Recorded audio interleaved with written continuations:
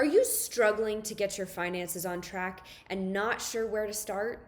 Well, in this video, I'm going to provide a step-by-step tutorial on how to use my exclusive budget setting tool that helps take the guesswork out of budget setting. To receive your very own copy of the tool, subscribe to my email list found on my website, millsknowsbills.com. And to make sure you don't miss out on any future videos about practical budget setting tips, information from experts, or other personal finance advice, subscribe to my YouTube channel here. New videos will be posted every Tuesday, and trust me, you don't want to miss out. So let's dive right in. Today, I'm going to be going over how to use my budget setting tool. It's pretty straightforward, really. All you have to do is follow the step-by-step instructions on the intake sheet and only fill out the light gray boxes. Let's do an example together. All right, so this is what the sheet looks like. As you can see, you can't edit any cell that you're not supposed to edit. So the only cells you're supposed to put information in are the light gray ones that you see on this intake sheet here. The reason why you can't edit any other cell is because I've locked it to make sure that the formulas work. So you're gonna go ahead and just follow each section step by step, fill in your name, your spouse's name if you have one, your pay information. You're gonna scroll down. All you need to do in the tax information is check off what box pertains to you for your tax situation.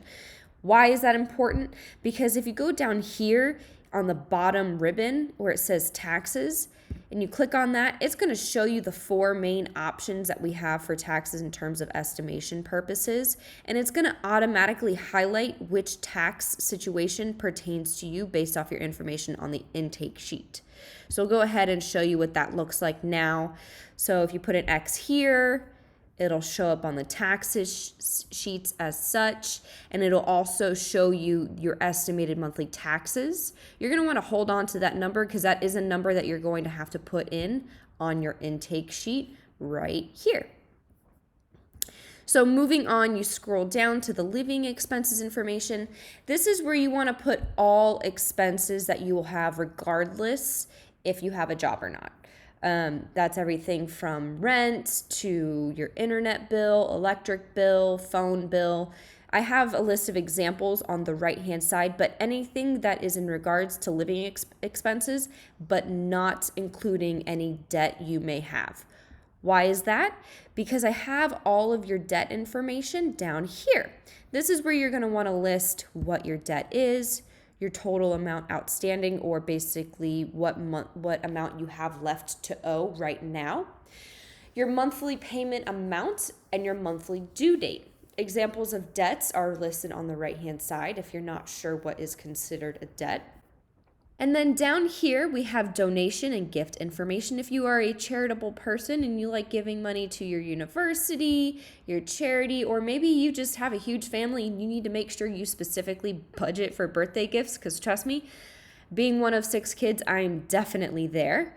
And you also have a section for other expenses. This is things that you would use for your discretionary income, such as dining out, entertainment, any subscriptions you might have.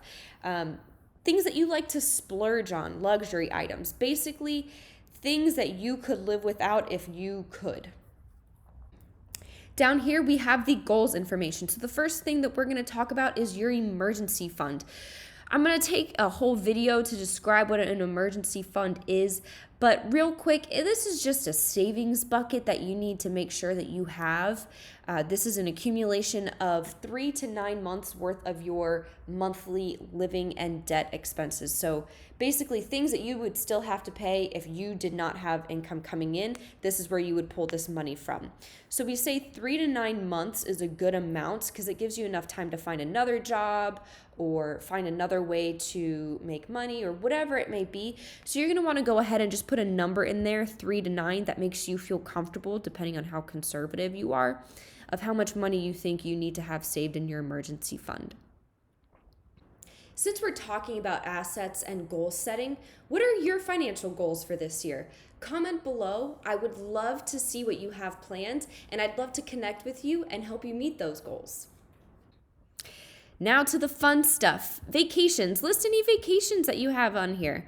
That way we can plan for them. Make sure you have the money set aside so that way when you go on the vacation, you can actually enjoy it and you're not worried about paying it off later.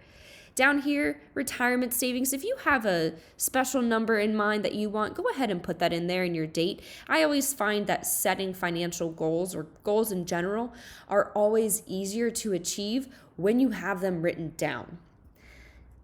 Last but not least, if you have any other goals that you'd like to achieve for this upcoming year, you're going to want to go ahead and list them here. These are any things in terms of you need a new TV, your car just broke, you need a new one, you have hobby equipment, need a new laptop, whatever it may be. These are other goals that cost a hefty amount of money that you need to plan for. Go ahead and put those in here. All right, so moving on. When you click on the budget template tab down here on the bottom, it actually pulls all of the information that you input on the intake sheet here. Now, this may not look the most beautiful on the left-hand side, but this is not your end-all be-all. This is just to help you figure out how to set a budget. This is where most of my clients get caught up, is trying to set the initial one, so I just made it easier for you. Now, as you see on the left-hand side, all it is your income, taxes, living expenses, and debt. And what you have left over is what's called your discretionary income. That's where you can use your leftover money for things that you can live without. So that's where you set your budget over here on the right-hand side, and you set a monthly dollar amount. And it's gonna tell you up here if you have spent all your money for the month or you have money left over. Now, granted, this is just your standard that you need to set. You're going to then go back and each month you're going to match your numbers up, which I will show you in a later video how to do that. But let's just focus on setting your budget now.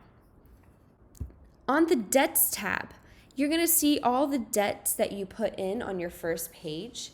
And you're going to see how much money you have left and how many months you have left. Seeing this number dwindle down is really appeasing, and it is so encouraging to see that number go down faster and faster as you pay off more debts. And I'm going to show you how to expedite your debt payments in another video, but just get this set up so that way you have a benchmark to go off of.